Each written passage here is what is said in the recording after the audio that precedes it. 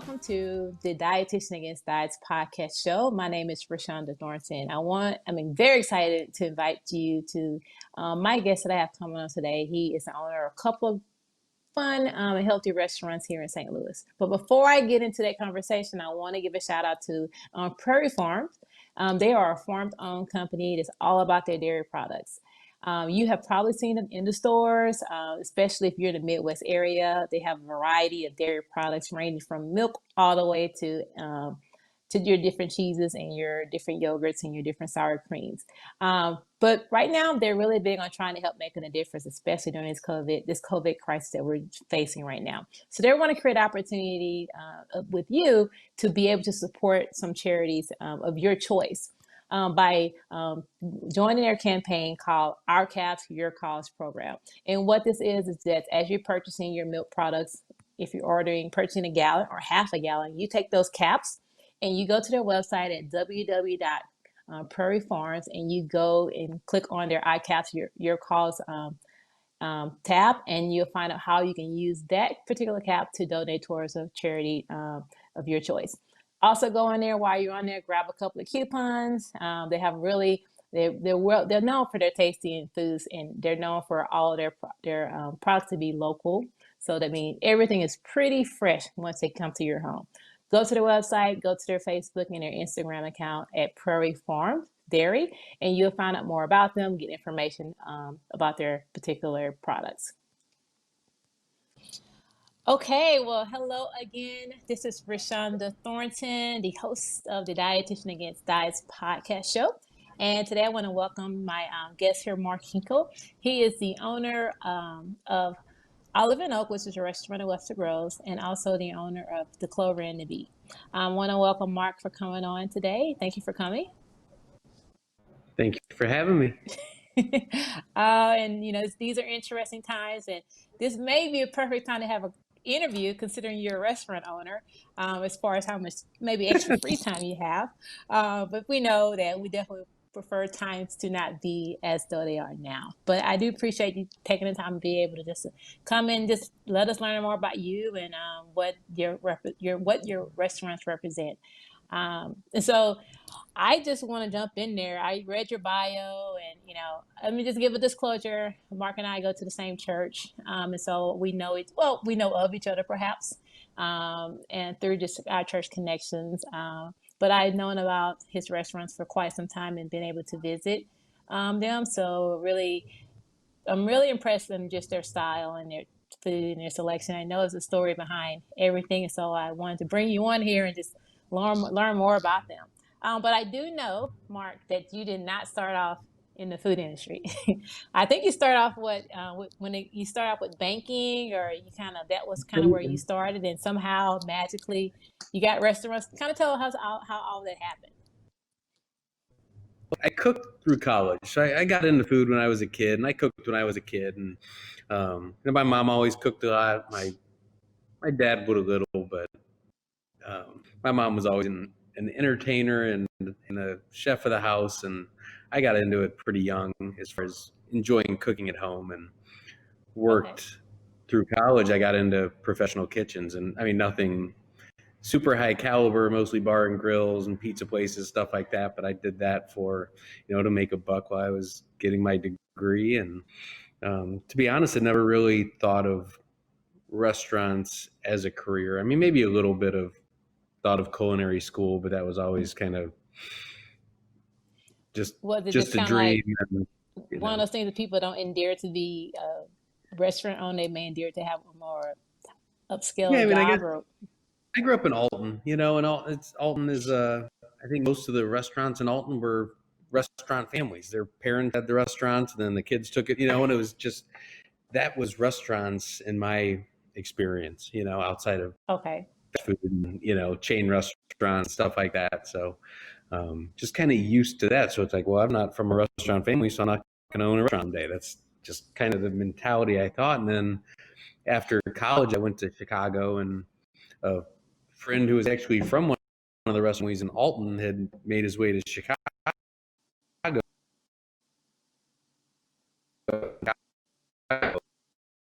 And one day, I've been to Chicago. It's like I had never traveled to a big city before, but um, just getting kind of an inside look at a, not just a real restaurant, but a real busy restaurant, a restaurant that was, doing, Yes. millions And you of get a, dollars in sales, hundreds, yeah, 5, 6, 700 covers a night, that type of thing was just a whole nother, something I hadn't really witnessed and experienced and hadn't thought of as a, career. But seeing yeah, that kind of opened my eyes to it. Like, this whole banking thing I've been doing for the last year, I don't know if this is for me. And, so, yeah. but I mean, it it wasn't all just that showed bad. us, It just didn't, it didn't drive me, it didn't there's light your fire, it didn't have you want to jump up in the no, morning and get started for the no, next day.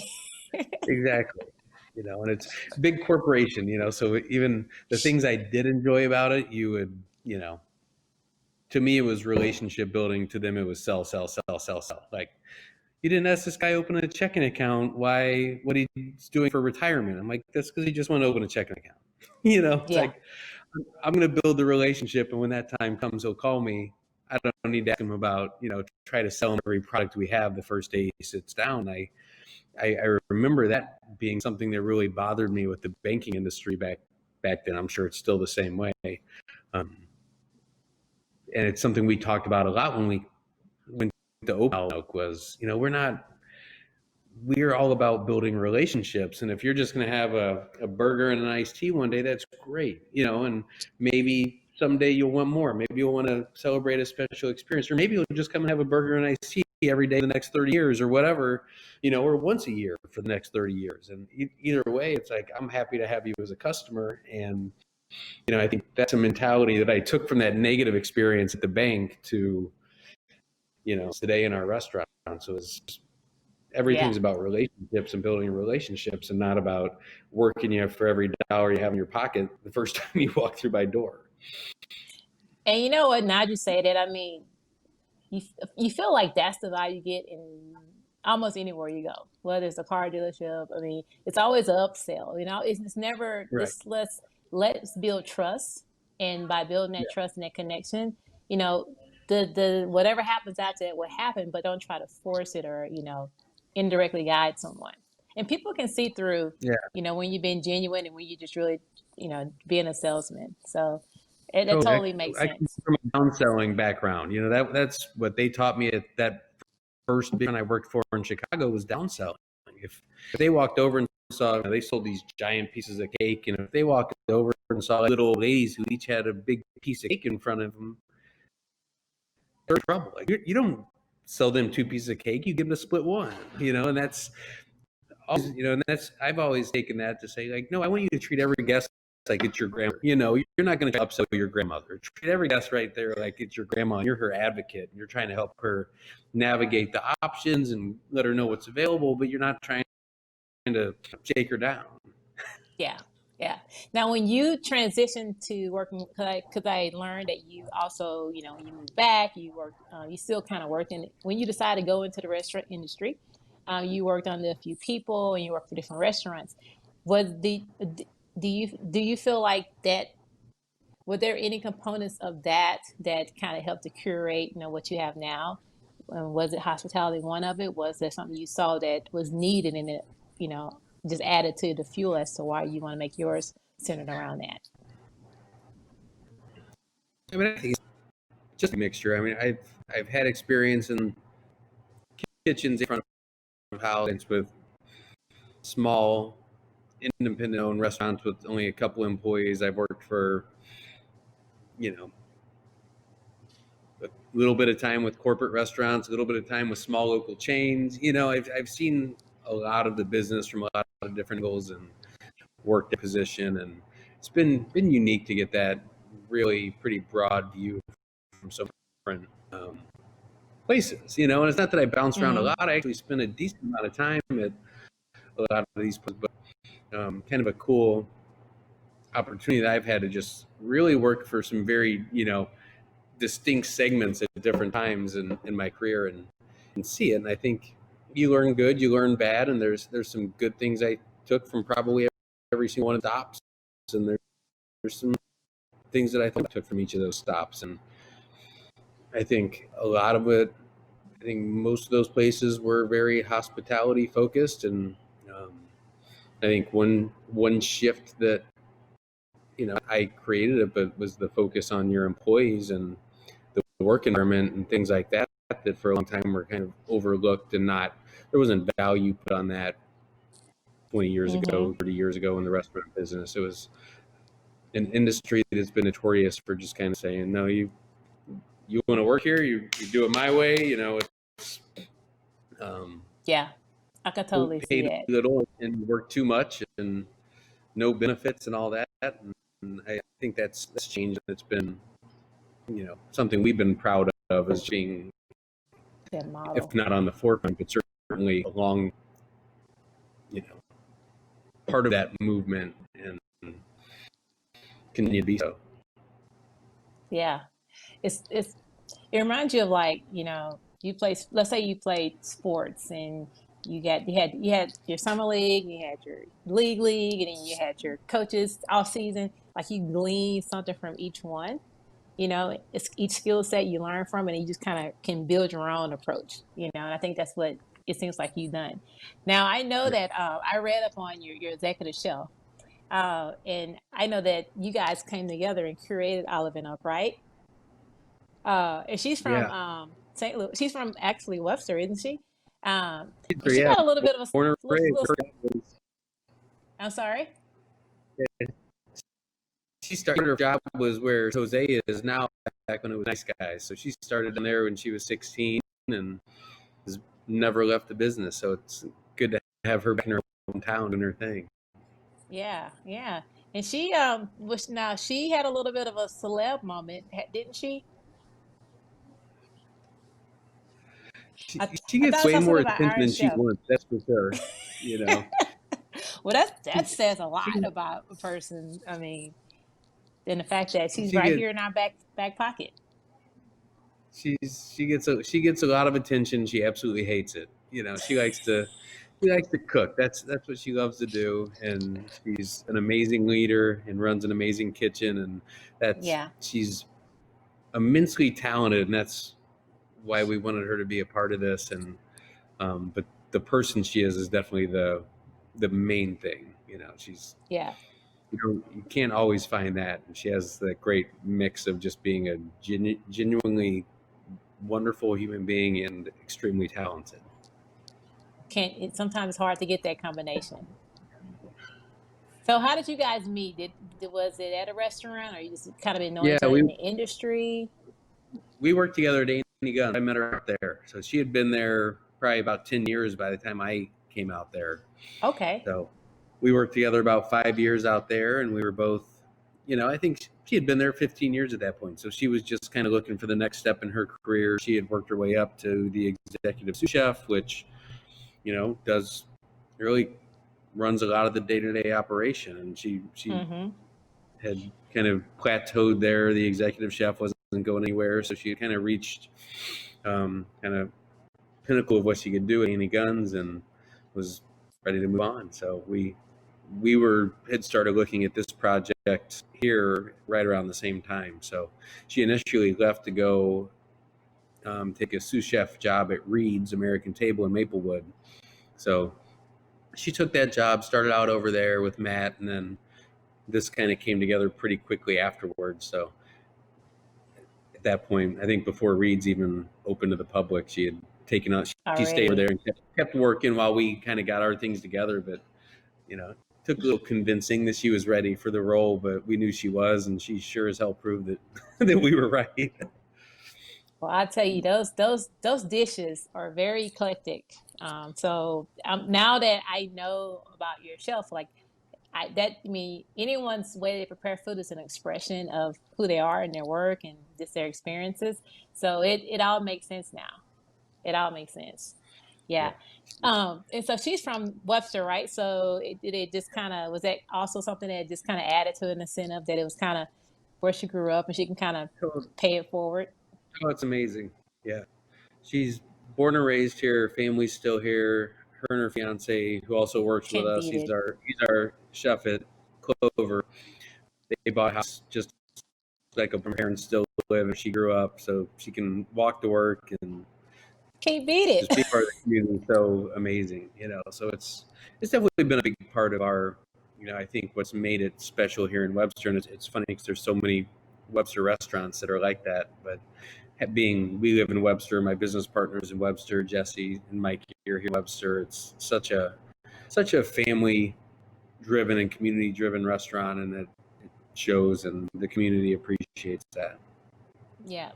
One thing I would say when it first, because I've been in Webster since 2009. Actually, we moved here when I moved from Texas. My aunt found us a house in Webster and said, "This is where you're going to live." So we just kind I of love it. dropped there. But even in Webster, yes, you have several little smaller like cafes and like little cute restaurants. And so when Olive and Oak popped up, I just kept hearing about it, and then every single time I would drive down the street, I'm just always seeing people there. I'm just hearing all these accolades. So I really feel like whether it's a combination of the food, the ambiance, the hospitality, something has triggered it to really become a place to be. In at least in the Webster Groves community, but I've always just continually heard the same thing about it's always just positive things come out of your restaurant. And I know one of your mottos is just food is simple, but I really think that keeping the simplicity of it, but also bringing in that uniqueness of the hospitality is what people probably don't expect, especially nowadays and being in a community like Webster. It's all about family. Everyone knows everyone. I mean, from elementary to high school, you Yeah. can go to Schnucks, you see 5 people, every time. And that's a good feeling. So it seems like I know you mentioned like you keep saying like a family owned community. Do you feel like you're being able to bring that to fruition? Was this a good spot to have it as far as in Webster and how Yeah, I everyone mean, received it? that's what we wanted. And I mean, really, well, I had wanted to open our own restaurant for a very long time. Um, we didn't have like, this is our concept. Where should we put it? It was the other way around. It was Webster needs a restaurant. Let's do it. And there's some great places here. Don't get me wrong, but we felt like there was definitely room for more. And we set out to not to open Olive and Oak, but to open multiple restaurants in Old Webster. That was in our original business plan, was to Okay. start with Olive and Oak and do a few more concepts in the neighborhood. And it's similar to what the group I worked with in Chicago did. We had Gibson's Steakhouse on one corner. Hugo's Frog Bar and Fish House was directly next door. We opened Lux Bar across the street years later. We had Cortino, which was an Italian concept about maybe 8 blocks down the road. And we managed RL, which was a more high-end kind of fine dining experience, all in the same neighborhood. So you could potentially eat at our restaurants 5 nights a week, have completely different experiences, but the brand, you can count on the quality and the service and the hospitality to all be there, whether you want pizza or steak or seafood or Okay. Italian or, whatever it might be. So we were kind of filling that need for a community where you can dine with us on all these different occasions and it'll feel different every night, and compete with ourselves in a way instead of having someone else come in and Mm-hmm. be the place you go to on Wednesday when. Um, so that's been cool to see that kind of play out as we envisioned it years ago. And when the new space opens up down the street, which is getting very close to wrapping up, we'll have Clover, we'll have Olive and Oak, we'll have our brew pub we're doing with Perennial, we'll have an event Okay. space, and we'll have a new pizza place that's going to go in the original Olive and Oak space. So I'm all loving all it. of this is going to be, at the end of 2020, or really within a couple months from now, we'll have all these concepts should be up running, and maybe in a limited form due to the current situations, but Mm-hmm. um, all the build outs will be done, and we'll have staff, and we'll be doing something, even if it's 5 different variations on curbside service. We'll have something going. So it's It's exciting to good see for all that someone. happen, and it was Yeah. definitely meant to be. This is our community, and we always tell people we want you to leave Webster. There's too many great places all over the St. Louis area to not leave the bubble, but we don't want you to have to leave. So we want to have everything you could possibly need here. We want you to be excited about people coming into Webster, your friends are in town, you want to show them around, and you don't have to go to Clayton or the West End or downtown. You have Yeah. all the hot spots here. And Yeah, I didn't know that you had the plan was to just create a variety of different restaurants because Clover and the Bee is totally not like Olive and Oak. The no, menu, just the style, the feel of it. I mean, the marketing is it's like two. You wouldn't even know it's the same owners because it's two different concepts. And so the fact that you have other concept ideas building out that's pretty cool. It kind of reminds me of like Bailey's Range, Tap hmm Bar, Bailey's Chocolate. Like they're all a part of the same, and so you like one and you have respect for all the other ones because they're all underneath the same owner. Yeah, right, right. I like that. Yeah, and so tell me real quick about the other. I heard the brewery one. I heard the pizza one. So give me what we got going on. What we got to look Well, forward yeah. to. Well, Alvin Oak is moving into the new building, so Alvin Oak will Okay, probably be reopening full service down there, not in its original space. So, is and which building is that one? that's the The old new Auto building. Beauty Specialist building down on 216 West Lockwood, across from Straub's. Okay, the big one So, right next to yeah, where half and half is. Okay. yep, yep. So we bought that building. We've been working on the build out. It's a historic property, so it's been a challenging process, but really cool because we've really let the old building lead the kind of design process. So it's one of those where you go in with a Work with plan, it. but be prepared to kind of ebb and flow and let the building kind of talk back to you and tell you what you're going to do. Yeah, it sets So the pace. yep. So, but at the end of the day, it's going to be a beautiful project when it's complete. It's getting really close. So Alvin Oak will go down there, and then a new kind of brother restaurant to Clover will open up in the existing Alvin Oak space. So we've got Clover will stay here. We'll tweak the concept just a little bit to kind of let those two complement each other. So be full Okay. service, more dinner focused on that side, and the Clover side will kind of stay that like bright, airy, all day cafe concept. And then you And then said the something then about the brew pub with Perennial. So our friends at Perennial Artisan Ales, we partner with them on a brew pub in that same building. So the Auto Beauty building will have Alvin Oak, Perennial on Lockwood, and then our event space for Alvin Oak down there as well. okay, okay. And then you said something about a pizza. So the Pizza. pizza will be part of the concept going in the existing Alvin Oak space. So Got it. that'll be homemade pasta, pizza. It's taking over Webster. Trying.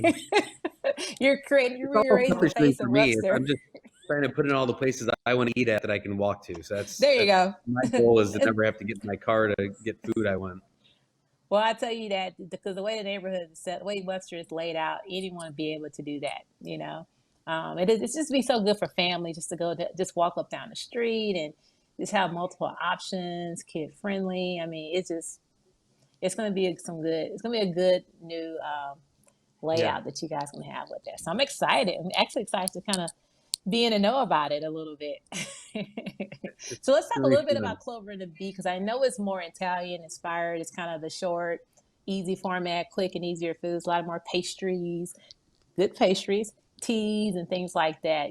So just kind of gives what is it about Clover and the Bee that what spawned this idea and the feel of it? Because when you go in there, you just feel like it's the most easygoing, light, socially. I mean, you just feel good when you go into that space. Totally.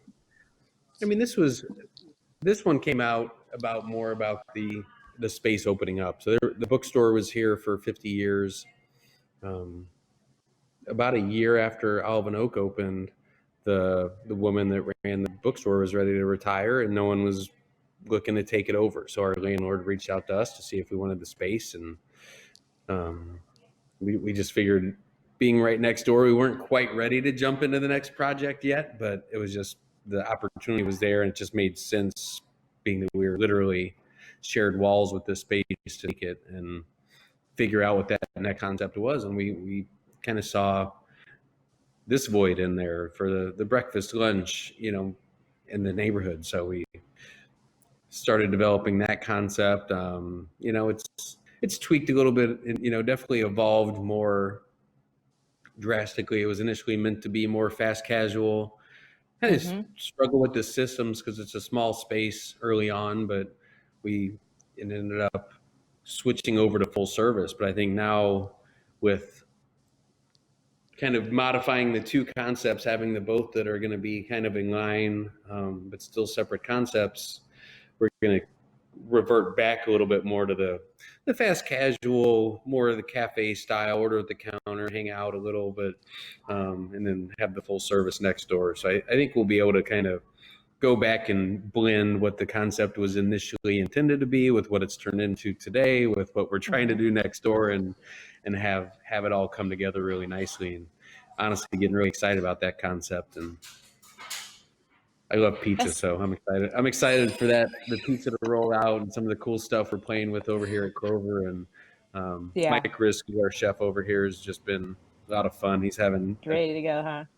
ton of fun with the food right now and the pasta program and all that. So it's been Mm-hmm. pretty great. So Well, I'm definitely looking forward to it. If there's anything like the quality and unique of the different menu items as I've seen in the other restaurants. great. And that was another thing I was going to say. Like, what connected you to like decide on the because I just correlated to quality as far as the flavors. I mean, the collaborations of taste. I mean, even the names of them. But like, what was it? To me, it seems like that's a constant between both restaurants. I'm assuming it's going to only reflect in the other ones. But what is it about you just wanting to make sure that quality and healthy ingredients are a part of the base of your menu items? Yeah, I think it's just what I don't know. It's almost at that place where you almost feel like it's cliche to say it, but you just use good product. I don't know. It's the most of my career has been at places that don't skimp on product. They use good product. They know where they come from. Um, Certainly, Annie's was on the forefront of that as far as St. Louis restaurants go. I mean, when you first started, they were definitely one of those restaurants that was farm to table before there was a farm to table. Um, I think them and Harvest and maybe one or two Mm-hmm. others, Riddles over in the Loop that was probably come and gone before you moved to St. Louis. But Yeah, I hadn't heard of that one, but that was it's Andy Ayers, who Andy, after closing that and selling that, started a company called Eat Here St. Louis that connected local farmers to restaurants. So that's kind of transitioned from being that style of food to, you know, taking that passion and connecting restaurants with the people growing the food around us that didn't necessarily have the resources to get it into the mm-hmm. restaurants. So, Yeah, yeah. but I think Jesse grew up on that in Annie Gunn's kitchen, and certainly something I cared about and experienced in my kitchens. And, at the end of the day, it's about putting great food on the plate. But I think you do that in a way where all those things come together so seamlessly. So using good products, coming from good people that care about it and are doing it in the right way. And I think that's always been a big thing for us where, we've never fought, or tried to be too hyper local. I think we just try to work with good producers and good people. And, for us, we're excited when we see our local producers represented in other cities and states when we're traveling, and we kind of, we do the same. And we're happy if we find a great, dairy in Indiana. Yeah, it's Mm-hmm. not right down the street, but they're doing really cool things, and they're a small business in a small community, and trying to help them out. Or, our fisheries we work with and oyster producers and stuff like that.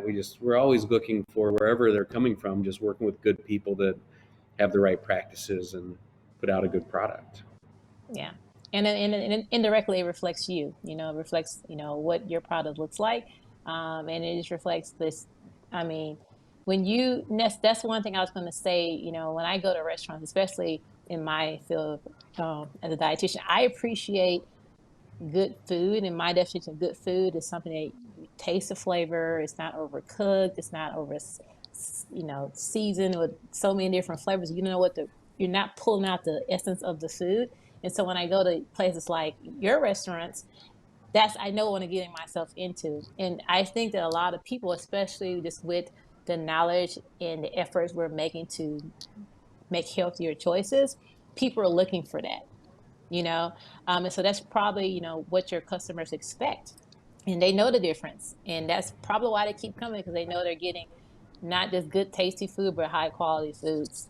And it's just, and that's, to me, that what will keep me coming back, knowing that, when you're giving me a salad, it's not a bed of iceberg lettuce. You're going to give me, you're going to give me fresh vegetables that probably came from a produce distribution that you really trust and that you have a relationship with.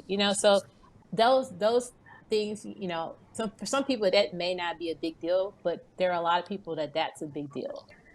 you know Yeah, and that's what it seems everybody's like very, you bring to the table. yeah, people are very aware of what they're putting in their bodies, as they should be. It's, Mm-hmm. um, so I think wouldn't be in our best interest as a business to not care about that, not focus on that, whether we did personally, but I think we do personally, so it makes it easier. And it's just always been a part of what we do. And I think Yeah. you know where Jesse's gone with her kind of style and her use of flavors has just been remarkable. And I've been able to eat so much healthier with her in the kitchen because she can make healthy food taste so good. And it doesn't mean Mm-hmm. that she holds off on the good stuff where it's needed. If she's going to make, It's she'll use balanced butter and though. cream, and she'll do all those things when that's what that dish needs. But she does amazing things with vegetables, and kind of Mm-hmm. the global pantry that we utilize here in the restaurant. Just really can take things that normally be simple, be it just Make it vegetables or fun. whatever. And, you get so much flavor when you bring in all these flavors that she's kind of become known for. It's pretty Mm-hmm. awesome. Yeah. Well, it definitely reflects in the quality of the food. One thing about Webster is that we always have continued to say is very community oriented. And I know that just being in Webster and driving up and down Webster, I'm always seeing a form of support that is connected to your restaurant. I'm seeing hearts everywhere, and I know it's for the foundation that you support. Um, could you just speak a little bit about what the foundation, people that want to know about it or want to contribute or just learn about it, and that way they can, especially there in Webster, like know really what those Red Hearts stand for? Because I think some people may not know. Totally. So, well, Olive Oaks named after, we lost our son Oliver to a congenital heart defect when he was a year old. Our business partners, the Wortels, lost their son Oaks also to a congenital heart defect when he was 1 year old. We met after the fact. Jen and Becky met randomly one day at the Magic House, and Huh. um, they had already, they just kind of hit it off that day, kind of based on the shared loss. And we both have since started foundations. We were both involved in charitable work at that time, centered around the foundation, or centered around the heart community. So we've started the Hinkle Heart Foundation. They have the Mighty Oaks Heart Foundation, both focused on heart families in the world of congenital heart defects.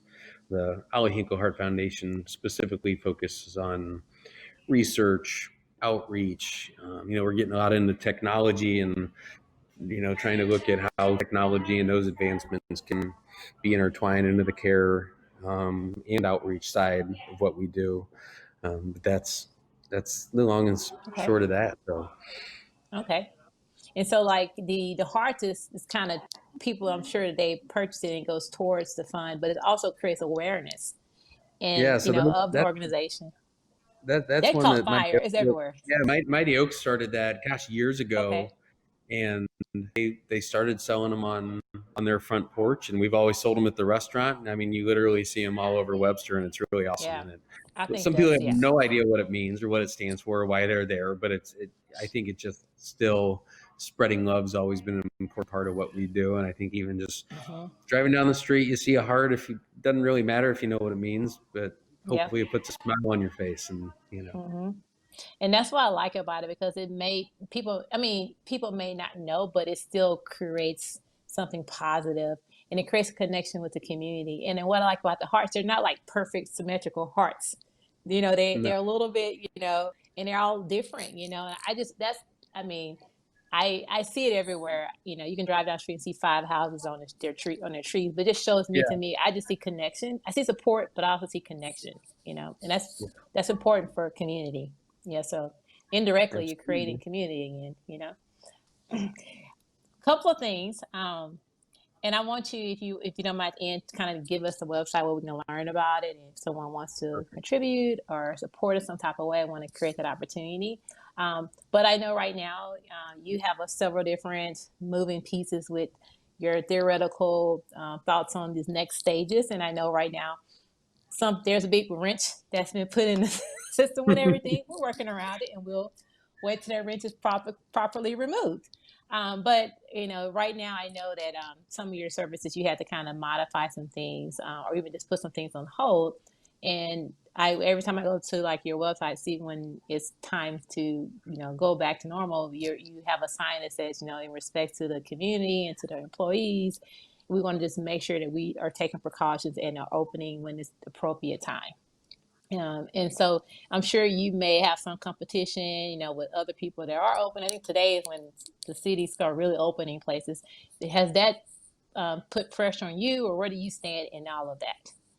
No, I mean, I think when they first rolled out, we made the decision we need to just follow our hearts and minds as far as what we think is right.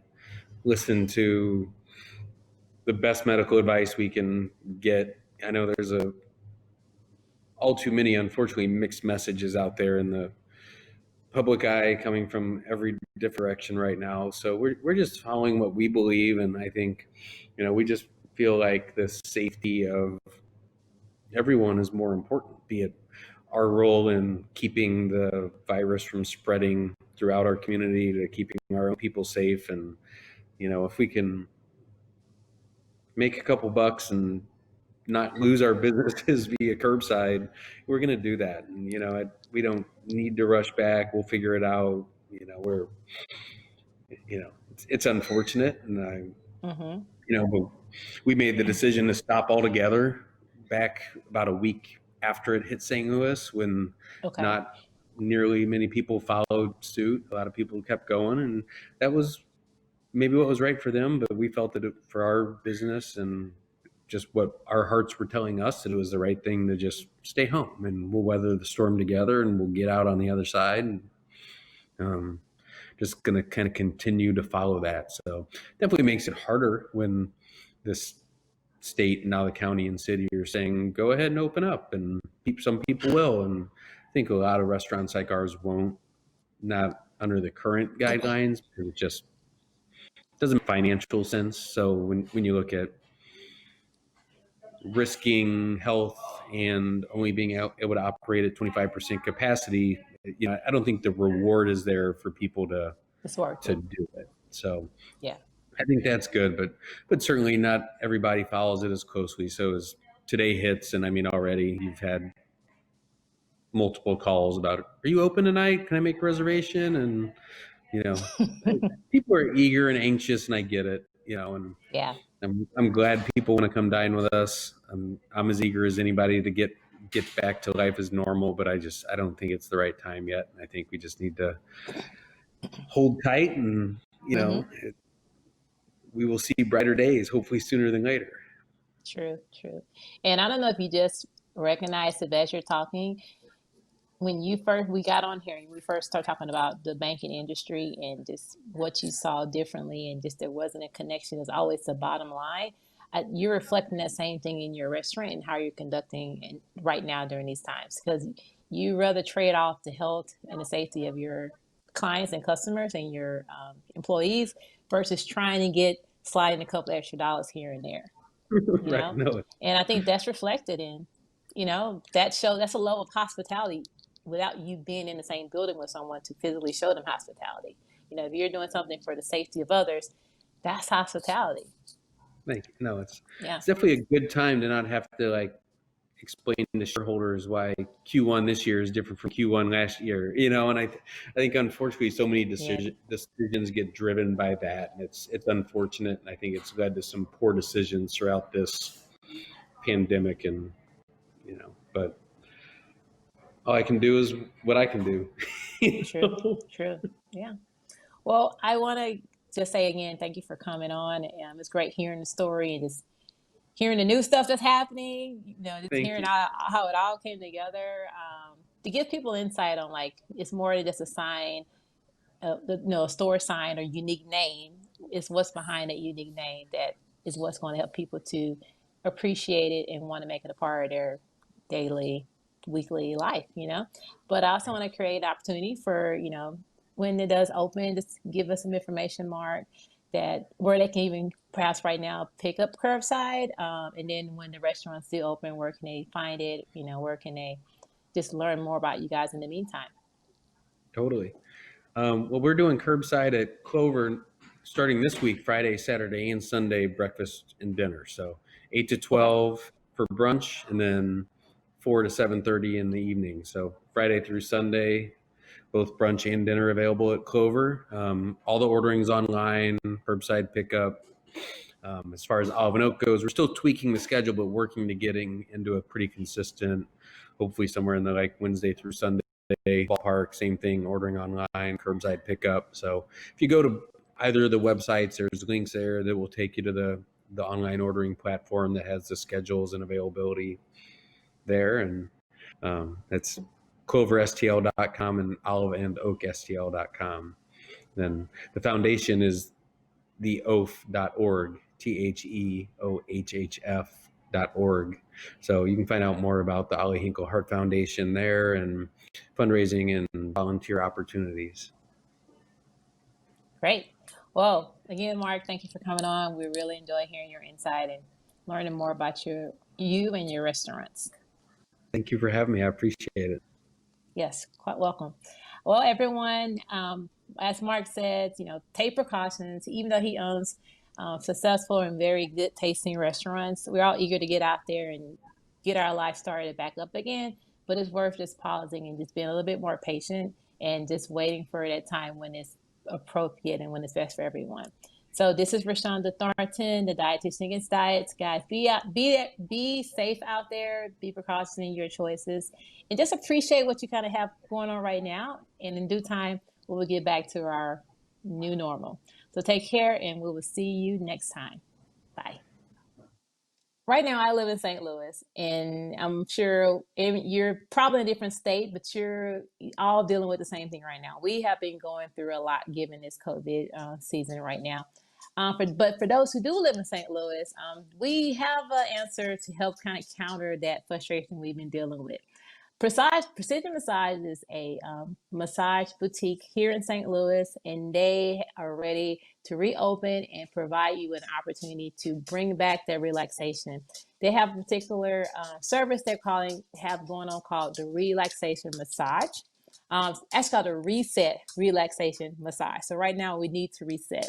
What it is an hour-long relaxation massage that's meant to melt the knots, release the tension, and soothe the aches. For $55, you can sign up and book your appointment and kind of counter some of those stresses that we've been dealing with. This is a great opportunity right now. This particular service will be going on until June 30th. So you got about 6 more weeks to take advantage of this.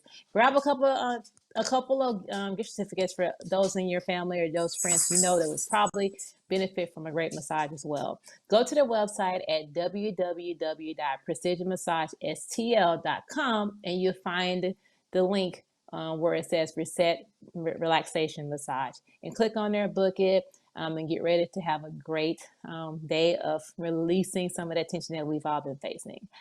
This is the Dietitian Against Diets, and I'm only going to bring you guys with information to help build you, but I want to make sure that you also being relaxed in these times.